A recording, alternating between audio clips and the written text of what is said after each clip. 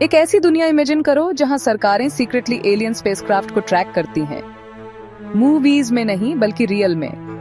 1952 में US air force ने एक सीक्रेट प्रोजेक्ट शुरू किया जो पूरे अमेरिका में हजारों मिस्टीरियस साइटिंग्स की इन्वेस्टिगेशन करेगा। उसका नाम project blue book. Project blue book. एक ऐसी दुनिया इमेजिन करो जहां सरकारें सीक्रेटली एलियन स्पेसक्राफ्ट को ट्रैक करती हैं। मूवीज में नहीं बल्कि रियल में। 1952 में यूएस एयरफोर्स ने एक सीक्रेट प्रोजेक्ट शुरू किया। उसका नाम project blue book. Project blue book रात के आसमान में चमकती हुई डिस्क से लेकर मिलिट्री बेसिस के ऊपर मंडराते अजीब ऑब्जेक्ट्स तक सिटीजन्स और यहां तक कि पायलट्स ने भी ऐसी एनकाउंटर रिपोर्ट की जिन्हें एक्सप्लेन नहीं किया जा सकता था। प्रोजेक्ट ब्लू बुक हिस्ट्री का सबसे बड़ा ऑफिशियल यूएफओ इन्वेस्टिगेशन बन गया, जिसमें 12,000 से ज्यादा केसेस कलेक्ट किए गए। कुछ को वेदर बैलून, स्टार्स या एयरक्राफ्ट बताया गया, कुछ को वेदर बैलून, स्टार्स या एयरक्राफ्ट बताया गया, लेकिन सैकड़ों रिपोर्ट्स अनसॉल्व्ड रहीं। प्रोजेक्ट ब्लू बुक हिस्ट्री का सबसे बड़ा ऑफिशियल यूएफओ इन्वेस्टिगेशन बन गया, जिसमें 12,000 से ज्यादा केसेस कलेक्ट किए गए।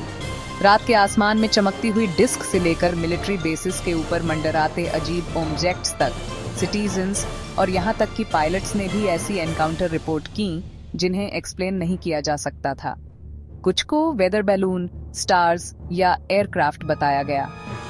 प्रोजेक्ट ब्लू बुक हिस्ट्री का सबसे बड़ा ऑफिशियल यूएफओ इन्वेस्टिगेशन बन गया, जिसमें 12,000 से ज्यादा केसेस कलेक्ट किए गए, लेकिन सैकड़ों रिपोर्ट्स अनसॉल्व्ड रहीं। लेकिन यहाँ से बात और ज्यादा डार्क हो जाती है। डिक्लासिफाइड फाइल्स से पता चलता है कि कई साइटिंग्स न्यूक्लियर फैसिलिटीज और मिलिट्री इंस्टॉलेशंस के पास हुई। क्या गवर्नमेंट एलियन कॉन्टैक्ट को छुपा रही थी, या सीक्रेट वेपन्स टेस्टिंग के लिए यूएफओ को एक कवर के तौर पर यूज कर रही थी? क्या गवर्नमेंट एलियन कॉन्टैक्ट को छुपा रही थी, या सीक्रेट वेपन्स टेस्टिंग के लिए यूएफओ को एक कवर के तौर पर यूज कर रही थी? प्रोजेक्ट के ऑफिशियली 1969 में एंड होने के बाद भी अजीब साइटिंग्स जारी रहीं। फिर भी फाइलों को पब्लिक से दशकों तक लॉक करके रखा गया। प्रोजेक्ट के ऑफिशियली 1969 में एंड होने के बाद भी अजीब साइटिंग्स जारी रहीं। फिर भी फाइलों को पब्लिक से दशकों तक लॉक करके रखा गया। डिक्लासिफाइड फाइल से पता चलता है कि कई साइटिंग्स न्यूक्लियर फैसिलिटीज और मिलिट्री इंस्टॉलेशंस के पास हुई। क्या गवर्नमेंट एलियन कॉन्टैक्ट को छुपा रही थी, या सीक्रेट वेपन्स टेस्टिंग के लिए यूएफओ को एक कवर के तौर पर यूज कर रही थी?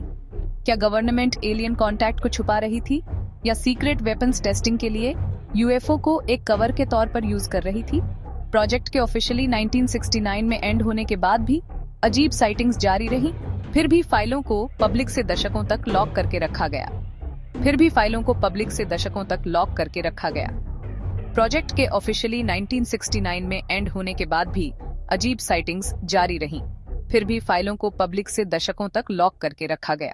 2017 में नए पेंटागन लीक्स से नेवी पायलट्स द्वारा कैप्चर किए गए यूएफओ वीडियोज सामने आए। नेवी पायलट्स द्वारा कैप्चर किए गए यूएफओ वीडियोज, जो 60 साल पहले ब्लू बुक द्वारा स्टडी किए गए केसेस से हैरान करने वाली सिमिलैरिटी रखते थे। क्या प्रोजेक्ट ब्लू बुक कभी सच में एंड हुआ, या यह बस एक नए नाम के अंडरग्राउंड हो गया? क्या प्रोजेक्ट ब्लू बुक कभी सच में एंड हुआ, या यह बस एक नए नाम के अंडरग्राउंड हो गया? क्या प्रोजेक्ट ब्लू बुक कभी सच में एंड हुआ, या यह बस एक नए नाम के अंडरग्राउंड हो गया? क्या प्रोजेक्ट ब्लू बुक कभी सच में एंड हुआ, या यह बस एक नए नाम के अंडरग्राउंड हो गया? क्या प्रोजेक्ट ब्लू बुक कभी सच में एंड हुआ, या यह बस एक नए नाम के अंडरग्राउंड हो गया? सच सामने ही छुपा हुआ है। क्या ये ऑब्जेक्ट्स किसी और दुनिया से थे, या हमारी अपनी कोल्ड वॉर के डर की परछाई थे? एक बात तो पक्की है, प्रोजेक्ट ब्लू बुक ने हमेशा के लिए बदल दिया कि इंसान आसमान को कैसे देखता है।